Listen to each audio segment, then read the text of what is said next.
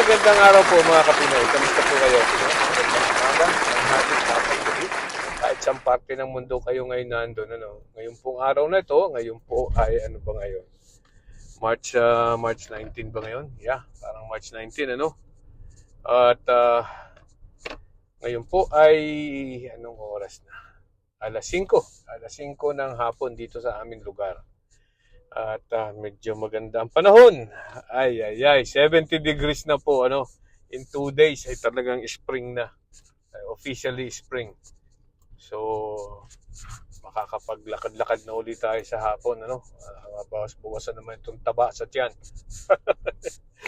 ay, marami na naman pong naglipa ng fake news, Fake news na naman. Ano nangyayari na naman sa atin?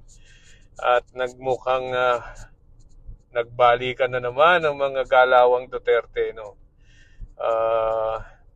alam niyo po, naglipa na uli ngayon yung ang alam ko yung mga trolls yang mga yan. Nakikita niyo naman yung mga social media names nila, Pare-pareho halos, iba, pare-pareho ang kanilang sistema ng kanilang mga pangalan sa social media.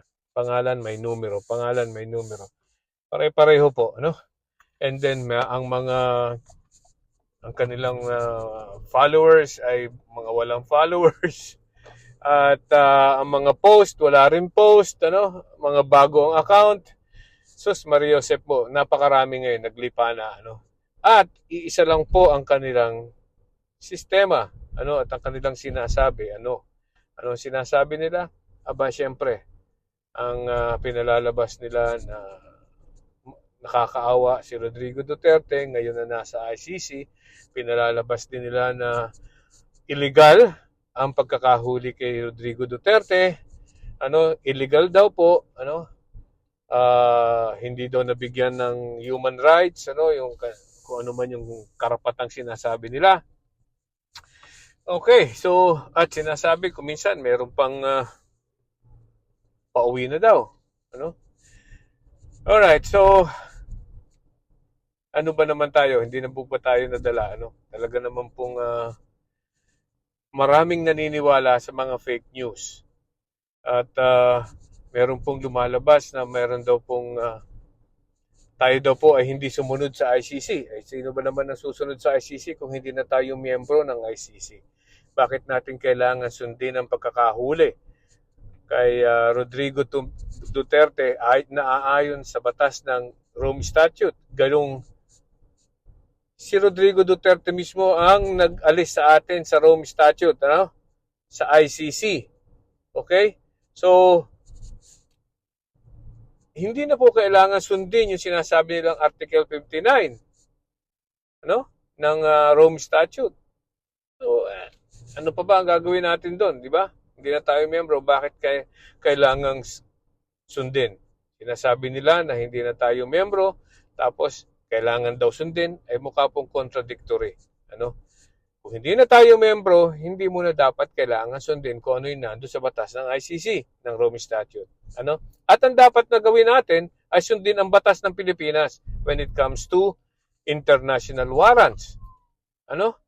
Katulad ng warrants na issue kay Rodrigo Duterte at ang nag-implement ay si Interpol sa tulong ng pulis ng Pilipinas. Isa pa, ang sinasabi ko pong batas, na dapat sundin with regards to that at nasunod naman po ay yung 5891.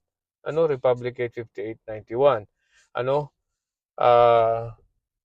Kung saan nandun po kung paano i-implement ang warrant of arrest sa isang na-inisyo ng isang international body.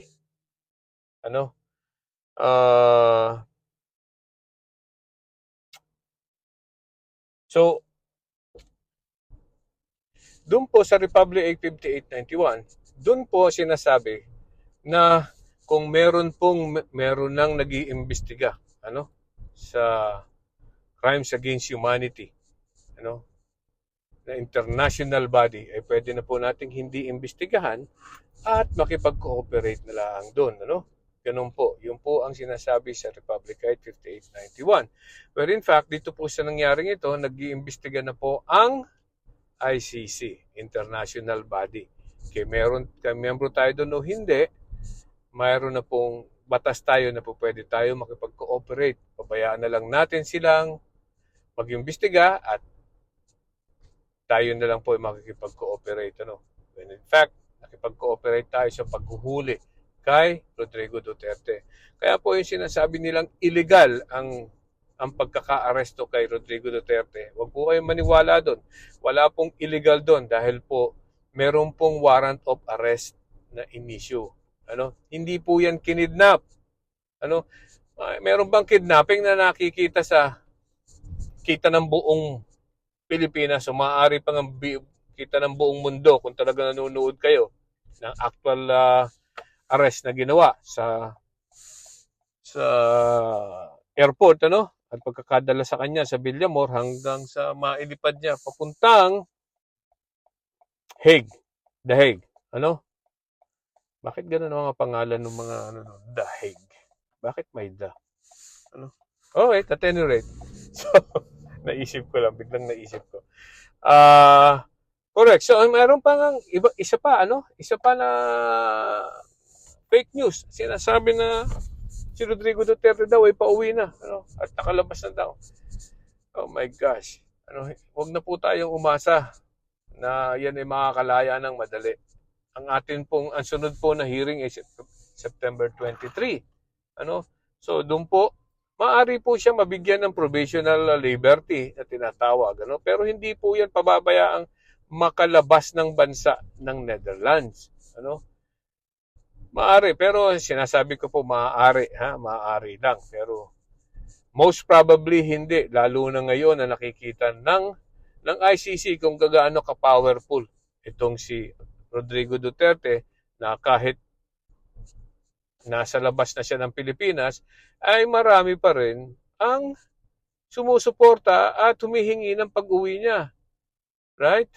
So yan ang mga makikita ngayon ng ICC na, hey, pag ito ay pinabayaan nating makauwi, makalabas ng Netherlands, hindi na ito magbabalik. At saka marami na pong pronouncement itong si Rodrigo Duterte na sinabi nga niya, sisipain niya ang ICC. Pero palagay ko hindi po nasisipa pa, Hindi ko rin alam kung paano sisipain. Pero ang sabi niya, pag hinuli siya, ay sisipain niya. Ewan ko kung nasipa na, puro yabang din lang po yan. Okay, so, yes.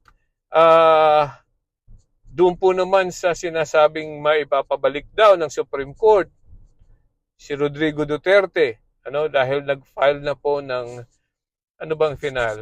Writ of habeas corpus ng mga Duterte laban sa gobyerno, sa mga nanghuli kay Rodrigo Duterte, ay lumalabas po naman na alam naman natin hindi na mapapauwi yan. Wala pong jurisdiction ang Supreme Court para utusan ang isang international body na katulad ng ICC. Datawanan siya ng ICC. Wag naman po sanang gawin ng Supreme Court na katawa-tawa sila. Sabihin utusan ang ICC o kung sino man tao na kumuha na ibalik. Alam naman po natin na hindi na may babalik ng gobyerno dahil ang writ of habeas corpus po ay inuutusan ang mga taong kumuha na ibalik ang body. Literally body. Yung katawan ni Rodrigo Duterte. Paano may babalik? It's a judicial notice na wala na si Rodrigo Duterte, na andun na po sa The Hague. Andun na, nakakulong na doon. Okay? So, marami pong fake news. Yung mga fake news na yan, kung po pwede po naman, wag na tayong maniwala. Pabayaan na nating gumalaw ang ICC na andun na siya Mas makakabuti pa nga, sabi nga ni Sara Duterte kaninang umaga, kaya sabi nga ay mabuti naman daw siya doon, si Rodrigo Duterte, yung kanyang ama. At sabi nga nakapagpahinga, semi-retirement daw siya at hindi pa naman daw siya mayor, doon na lang muna siya, magpapahinga. Diba? Mas magaling yun. Nakakapagpahinga siya doon. May sarili siyang doktor, libre ang pagkain, di ba? Although namimiss niya ang paksiw, pero libre. Kung ano man ang pagkain niya doon, may doktor, may gamot. Ano pa ba ang gusto niya? No? Meron siyang mga doon, may mga kasama siyang siguro nakikipagkwentuhan siya doon ngayon, The point is this, mas mabuti pa pong pabayaan natin na naandun muna siya sa ICC para maipagtanggol niya ang kanyang sarili at maipagtanggol niya ang kanyang karapatang pantao. Yun noon naandun. Alam naman po natin ang ICC na very particular sila sa human rights. So, they make sure na si Rodrigo Duterte po at yung mga nakakulong doon ay na tratratong maayos na tao. Hindi po katulad nung ginawa nila noong panahong drug war, ginawa nila Duterte na pinagpapatay ang mga tao, na suspected pala ang pinagpapatay na. Hindi na po sila nabigyan ng pagkakataon na magpaliwanag. Suspect pala ang pinatay na. Ito po si Rodrigo Duterte ay suspect pa lang pero para siyang nasa hotel doon. Para siyang nasa hotel at siya ay kampanteng-kampante, So, yun. Okay? Huwag po tayong basta maniniwala sa mga fake news. Atin po namang suriin, busisiin ang mga napapanood nyo, naririnig nyo sa social media. Gamitin po natin ang utak natin. Libre po ang paggamit ng utak. Kaya po meron tayo niyan, nasa ating pong ulo, nasa taas, para gamitin natin upang maging mapanuri tayo sa ating mga nababasa at nakikita at naririnig. Hindi po yung basta na lang nakita nyo na o narinig nyo na, ay paniniwalaan nyo na. Medyo hindi po maganda yon, at parang binubudol kayo sa mga nakikita nyo. Masama po yun. Kaya po ang utak ay inilagay sa taas para gamitin muna. Hindi po masamang gamitin ang emosyon. Pero hindi naman po dapat pabayaan na lang yung ating utak na naandyan lang, pandekorasyon. Dapat po yan ay nagagamit. Pag hindi nyo nagamit yan, ay talagang mabubugok na kayo. Okay? So please, gamitin po ng tama araw-araw ang ating utak para naman hindi po tayo nabubudol. Okay? So, hanggang dito na lang po muli. Magandang araw po muli sa inyo. Bye-bye!